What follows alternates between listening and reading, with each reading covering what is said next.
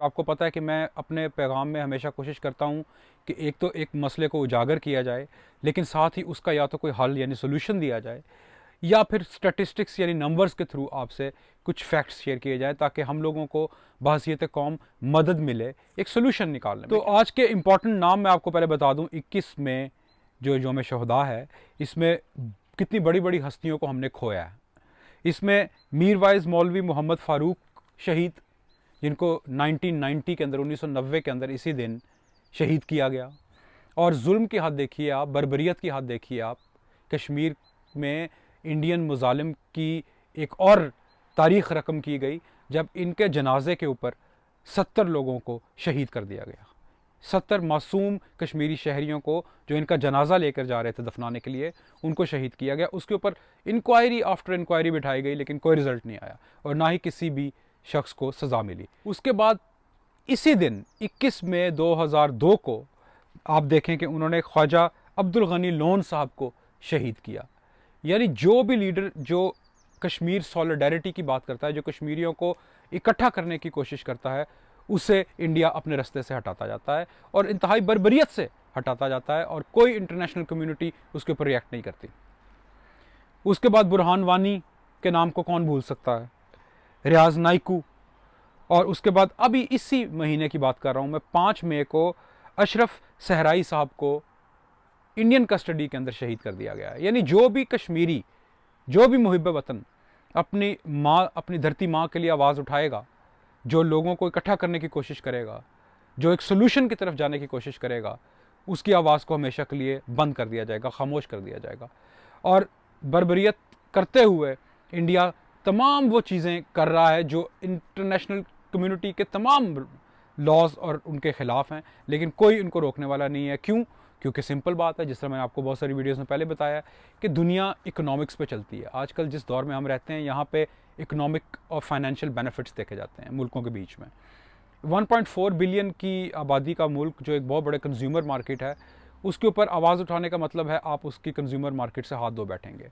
तो यहाँ पे इंसानियत से पहले फाइनेंस आता है, और ये हम लोगों को समझना पड़ेगा। इसके मैं आपको बताऊंगा कि सोल्यूशन की तरफ जब जाएंगे कि मैं क्यों आपसे बात कर रहा हूँ। अब देखें, हम लोगों ने हज़ारों कुर्बानियाँ दी हैं, हज़ारों शहादतें दी हैं, और हमेशा जब भी किसी की आवाज़ को खामोश किया जाता है, एक की आवाज़ को तो 2 नए सपूत, 2 नए जवान ये धरती कश्मीर की पैदा करती है।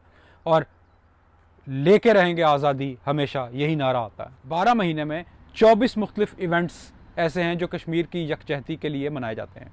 यानी हर महीने ऑन एवरेज 2।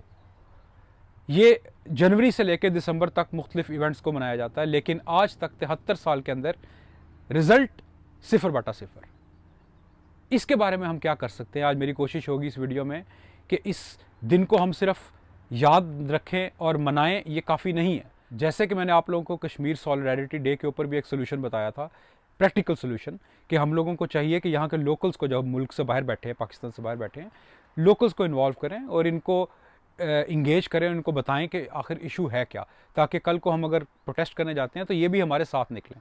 ऐसा ही सोल्यूशन आज आपको मैं एक और बताऊंगा, इस लिहाज से कि आखिर हमें कश्मीर कॉज को जो दुनिया के ग्लोबल नक्शे के ऊपर उजागर करने के लिए कौन कौन सी चीज़ें करना बहुत ज़रूरी हैं, जिससे हम लोगों को रिज़ल्ट मिलने की आखिर कुछ उम्मीद हो सकती है। टूरिज़म के अंदर इस वक्त पाकिस्तान के अंदर सिर्फ नॉर्दर्न एरियाज़ के अंदर 15 से 20 हज़ार बेड्स की अशद ज़रूरत है 4 और 5 स्टार होटल्स में, क्योंकि बहुत सारे दुनिया से टूरिस्ट जो हैं वो पाकिस्तान का रुख करना चाहते हैं, लेकिन जब वो इंक्वायरी करते हैं, जब वो इन्वेस्टिगेट करते हैं, तो उन्हें पता लगता है कि उनके लिए रहने के लिए फिजिबल इंफ्रास्ट्रक्चर ही अवेलेबल नहीं है, उनके लिए होटल्स और रिजॉर्ट्स अवेलेबल नहीं है, उनके लिए एक्टिविटी पार्क्स अवेलेबल नहीं है, उनके लिए स्कीइंग रिजॉर्ट अवेलेबल नहीं है, वगैरह वगैरह। ये मैं सिर्फ नॉर्थ की बात कर रहा हूँ। अगर पूरे पाकिस्तान का एनालिसिस आप करें तो मोहतात अंदाजे से कहा जा सकता है कि 40 से 50 हज़ार बेड्स की कमी है 4 और 5 स्टार होटल में, क्योंकि 4 और 5 स्टार होटल वो है जहाँ पे आके टूरिस्ट ने और कुछ नहीं तो 1000, 1500, $2000 खर्चना ही खर्चना है। आप 40-50 हज़ार टूरिस्ट अगर ले आए जो $1000-2000 खर्चें, तो आप बिलियंस ऑफ डॉलर्स सिर्फ इस छोटे से एक टूरिज़्म के स्टार्ट से कमा सकते हैं। अब मैं क्यों कह रहा हूँ ये? इस वजह से क्योंकि देखें, अगर आप अपने ट्रेड डेफिसिट को ख़त्म नहीं करेंगे, बैलेंस नहीं लेके आएंगे, तो आपकी कोई नहीं सुनेगा, क्योंकि आप हमेशा किसी और के मोहताज रहेंगे। आपने सबसे पहले अपनी मोहताजी ख़त्म करनी है ताकि आप अपने फ़ैसले खुद कर सकें, इंडिपेंडेंटली कर सकें। और अगली बात तिजारत की मैं आपको, देखें दुनिया जब से बनी है और जब तक रहेगी तब तक हमारे नबी पाक सल्लल्लाहु अलैहि वसल्लम से बड़ी कोई हस्ती ना आई ना आ सकती है।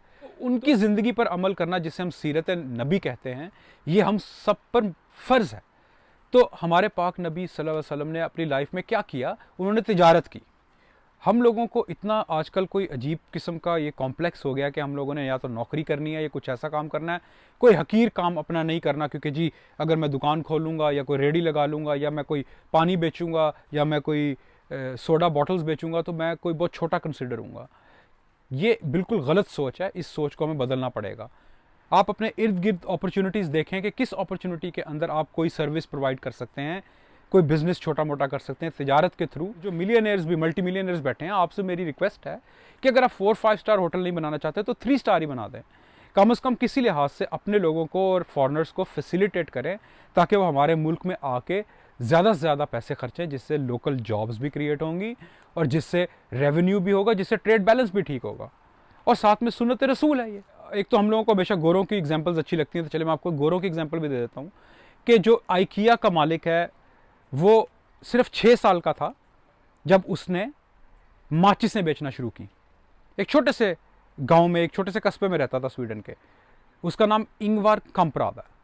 इसी उसके नाम से ही आइकिया बनाया, आई से इंगवार और के से काम्प्राद, और उसके बाद उसने अपने एरिया का नाम लिखा। अगर हम लोग कश्मीरियों का वाकई ही साथ देना चाहते हैं, सिर्फ बातों में नहीं, अगर हम लोग हड़तालें करते हैं अपने मुल्क में, शटर डाउन कर लेते हैं या एहतजाजन टायर जला देते हैं वगैरह वगैरह, इससे किसी को कोई फ़र्क नहीं पड़ने वाला। इंटरनेशनल कम्युनिटी में 73 साल से आज तक कोई फ़र्क पड़ा है क्या? तो प्रैक्टिकल हों, इंडिपेंडेंट हों, अपने पैरों पे खड़े हों, ताकि देखें हमारे कश्मीरी बहन भाई यकीनन हमसे बहुत खुश हैं कि हम हर मौके पे उनके लिए आवाज़ उठाते हैं। लेकिन क्या हमारा अल्लाह भी हमसे खुश होगा? ये सवाल हमें एक दूसरे से करना बहुत ज़रूरी है, क्योंकि हम अपने अल्लाह को धोखा नहीं दे सकते। तो हमें सीरत नबी पे चलते हुए ये काम करने हैं कि हम तिजारत की तरफ जाएं, मुसलमान सारे के सारे, सिर्फ पाकिस्तान में नहीं, हर तरफ, और तिजारत की तरफ जाएं, कंट्रोल करें, अपने सिटिंग गवर्नमेंट को सपोर्ट करें ताकि उनके पास ये पावर हो कि वो इन लोगों से आंखों में आंखें मिला के बात कर सके, और इंटरनेशनल कम्युनिटी से ये डिमांड करें कि 73 साल का ये जो जुल्म और बर्बरियत है इसे ख़त्म करना पड़ेगा। सो 21 मई की मुनासबत से मेरा ये छोटा सा आपके लिए पैगाम है, काइंडली प्रैक्टिकल स्टेप्स लें ताकि हमारे कश्मीरी बहन भाइयों की जो अजियतें हैं जो 73 साल से चल रही हैं उनको हम मिल के ख़त्म कर सकें और साथ में अपने रब को भी राज़ी कर सकें। बहुत बहुत शुक्रिया।